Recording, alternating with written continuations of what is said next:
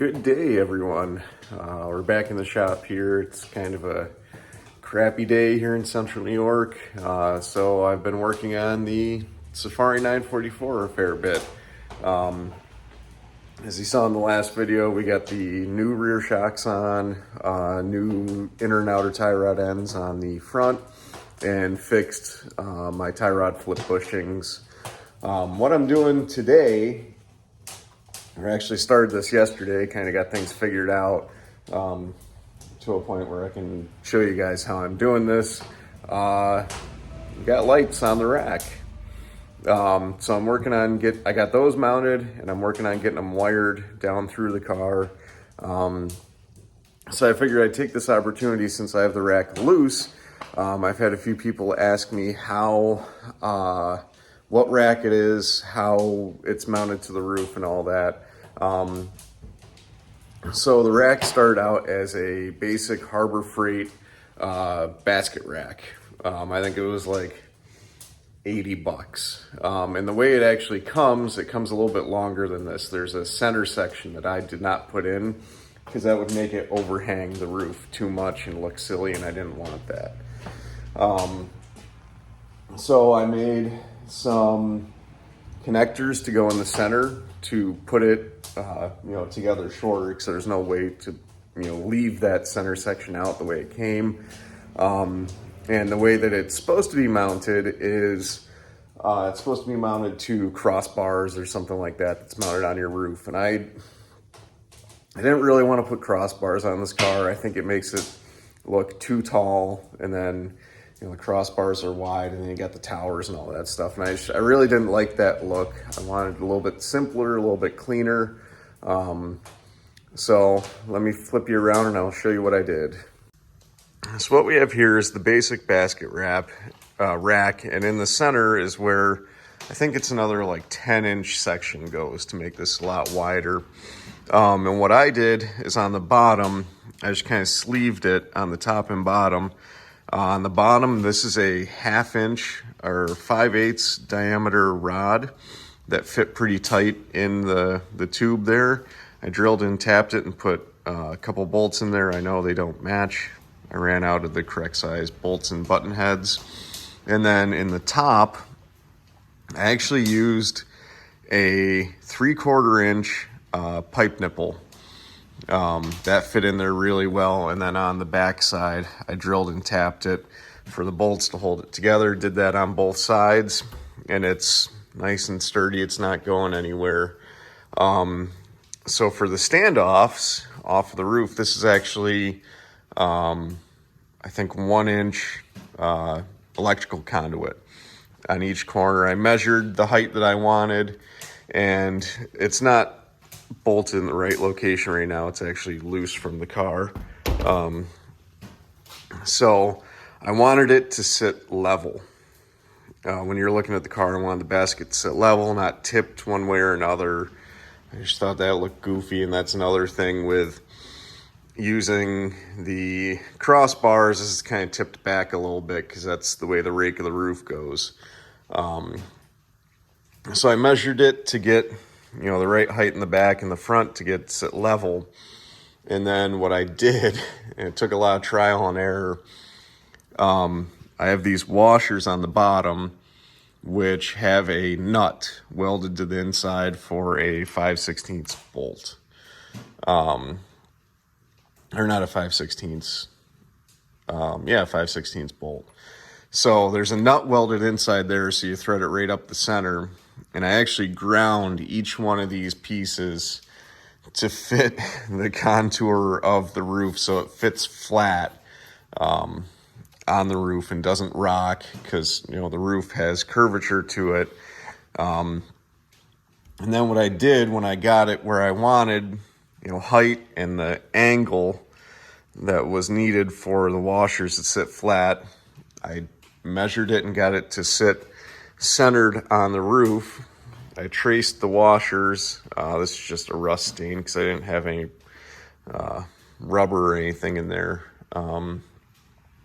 I traced the washer with a marker, and then I knew where the center of my hole needed to be for the bolt. So this is where it goes down into the car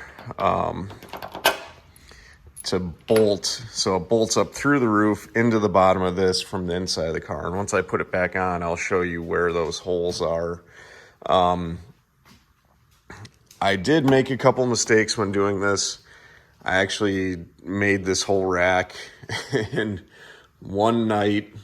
Like I said, it was I was trying to get this car ready for a Porsche Club car show back in June, and I started making this rack at like 7 o'clock the night before. I finished 2 in the morning the day of the show.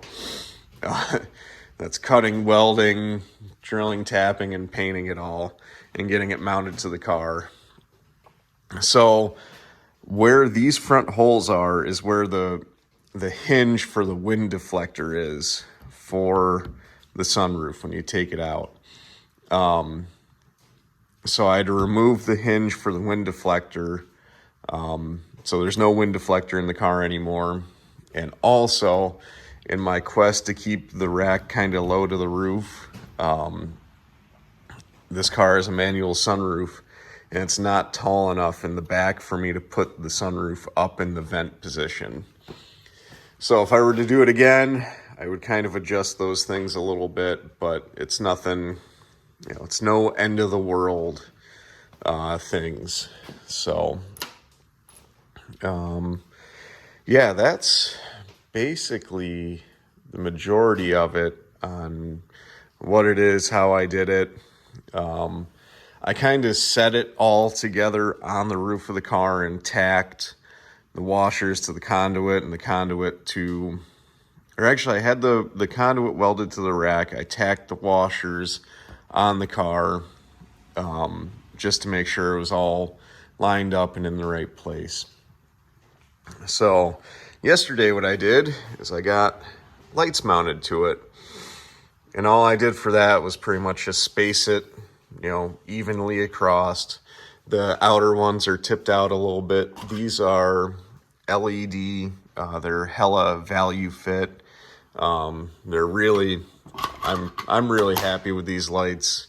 They come with waterproof connectors on them, and they come with a whole harness and relay kit, fused power. They come, with a whole bunch of cable that can go up to the lights, and they come with switch pre-wired, which I'm going to change, which I'll show you that a little bit later. So what we'll do now, we'll jump into, I'll show you how I'm getting these lights wired up. I spent a lot of time yesterday and a lot of thinking on how to do it. So I got one side wired. What I'm doing is I'm running the wire harness for, I'm kind of splitting it so it's 2 and 2. And I'm running each set of 2 lights down the A-pillar. I'm removing the sunroof vent or sunroof drain on both the front corners, and I'm running the wires down in their place.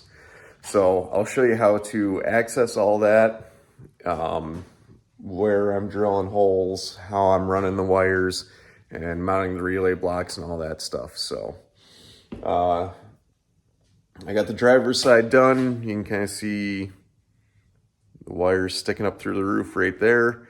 So we'll do it on the passenger side here.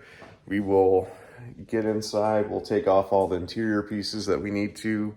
And I'll show you how we're going to have to run it, where we got to make a little cut in the headliner, but it's going to be covered up. You won't see it when you get done. So let's jump right into it. So we're inside the car now, and what we're going to have to remove is the A-pillar trim right here. We're going to have to just loosen the top trim. If you take off just the passenger side visor and the latch to the driver's side, it'll give you enough room to flex it down to get the A-pillar trim out. And then we're also going to have to take this pad above the passenger door and rear window off, and that's just 3 screws right there. 3 screws in the A-pillar, and then just the visor mounts over here.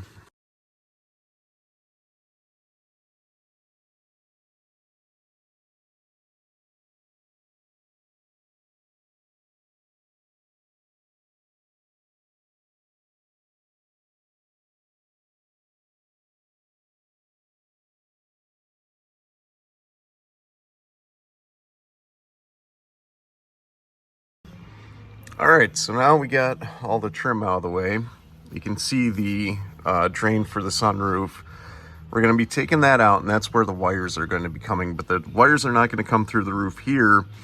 They actually come through the roof right about here, which is as close as I could get to where the standoff is, because it's hard to show, but there's actually a supportive rail right here. So the wires are going to come down, come around, wrap through here, and then pop back out here, and then they'll run right down and pop out under the hood.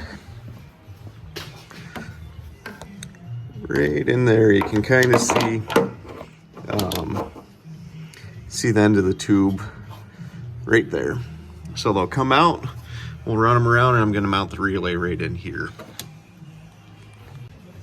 So here's the hole on the roof. Here is where the wires are going to go, and here's where the standoff is. So I'll still be able to run it up nice and close and, you know, zip tie it to this and run it up and around all nice and clean. But you can actually kind of see where that support rail is that I had to drill through. So the wires will go through, come back this way, around, and then right down the A-pillar. So the wiring harness that these lights come with is really nice. It has these weatherproof pre-terminated ends that go right to the relay block. But unfortunately it is pre-terminated. So to run the wires through the roof, either you have to drill a giant hole, it's my thumb in comparison, to fit these connectors through. And also they have this huge, wrapping on the wires themselves. So it takes up a lot of room, a lot of unnecessary room. So to use the small hole in the roof and run this through and try to do it as cleanly as I can, and also not have, I think this comes with like 8 feet of wire, which is really nice, you know, if you're running far away or whatever, but I'm not. So I've cut the wires, and what I'm going to do is pull this sheathing off, because you see how much extra room there is in there. It's just unnecessarily large. Pull the sheathing off and then run them through individually, and it'll save a lot of room and it'll look a lot cleaner. So we have the sheathing removed from the wires, and one thing I'm doing that I didn't do on the other side is each bundle of 3, I'm taping them together. So when I go to put this all back together at the relay block, I'll know which 3 wires go together, and I don't have to do a continuity test to figure out which ones. So that'll just save some time later on. Hopefully it won't be too bad to fish them down all together.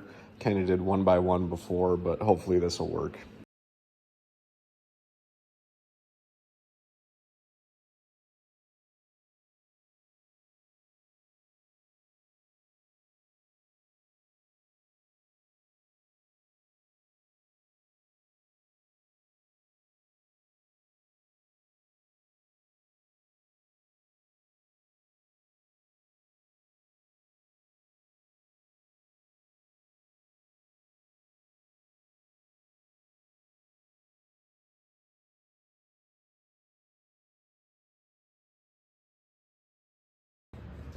So one good thing to remember to mention is put everything you need to put on the wires before you run it down through the car. I got a piece of shrink wrap on here and a grommet for the roof. So I made sure to remember to put those on before I ran it through. But just to give you a quick show of how it looks inside the car. So it comes through right about here, runs around into right there in the A-pillar, right down along, and then it goes out the vent, or out the hole for the drain. Comes out right there under the hood, and I'll run it over to where the relay is going to be right there. I will say that having a parts car is so handy. You probably noticed the sunroof on my Safari had a chip in the corner. This car was actually rolled. And surprisingly, the sunroof was still good on it, so I snagged that and put it on the Safari and put this one back. Later, you'll see some videos on this. I'm going to be taking the motor out of it, the transmission, any other good parts, and getting it ready to go to scrap. This one, unfortunately, is a little bit too far gone. Like I said, it was rolled 8 years ago, last registration 2016. Amazing thing is both doors still open and close like great on it, even though has been rolled and is pretty mangled. With the wire run down the A-pillar, you can see it hanging out right there. I got it run down out into the engine compartment. I mounted my relay block right here to this spot, so it's a good open area for it. This is the wiring for the switch, which is going to go in the car. I cut some extra wires out, spliced it back together with some heat shrink splices, and this is just the power and ground that's going to have to get run over to the battery. I've got the other side just about run. I've got the relay mounted in here, got our power and ground.